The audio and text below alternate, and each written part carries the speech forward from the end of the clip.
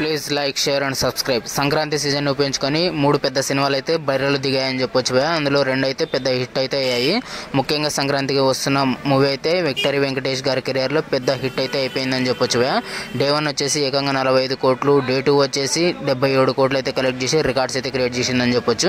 3 డేస్లో ఓవరాల్గా 100 కోట్లకు అయితే చెరువులో ఉంది ఈ మూవీ. ఆయన కెరియర్లో పెద్ద బ్లాక్ బస్టర్ హిట్ అయితే ఉంది భయ. అనిల్ రావుపూడి గారి కామెడీ వర్కౌట్ అయ్యి, ఇందులో విక్టరీ వెంకటేష్ గారి కామెడీ వర్కౌట్ అయ్యి అయితే ఆడియన్స్ అయితే క్యూర్ కొడుతున్నారు అని చెప్పొచ్చు. లాంగ్ రన్లో ఎంతవరకు వెళ్తుందో కింద కామెంట్ చేయండి.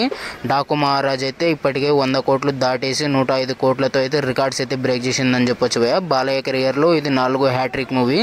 ఆయన కంబ్యాక్ చూస్తుంటే ఈ రేంజ్లో రికార్డ్స్ బ్రేక్ చేస్తాడని అయితే అస్సలు ఎక్స్పెక్ట్ చేయలేదు భయ. మీలో ఎంతమంది ఈ మూవీ చూసారో కింద కామెంట్ చేయండి. అలాగే ఈ సంక్రాంతి సీజన్లో వచ్చిన 3 మూవీస్లో ఏ మూవీ అయితే మీకు నచ్చిందో కింద కామెంట్ చేయండి భయ. నేనైతే డిక్లేర్ చేస్తున్నా, సంక్రాంతికి వస్తున్న మూవీ అయితే సంక్రాంతి విన్నర్ అని. అందులో సెకండ్ వచ్చేసి మన బాలయ్య గారి డాకు మహారాజ్ అయితే ఉండనుంది భయ. అట్ లాస్ట్ గేమ్ చేంజర్ అయితే ఉండనుంది.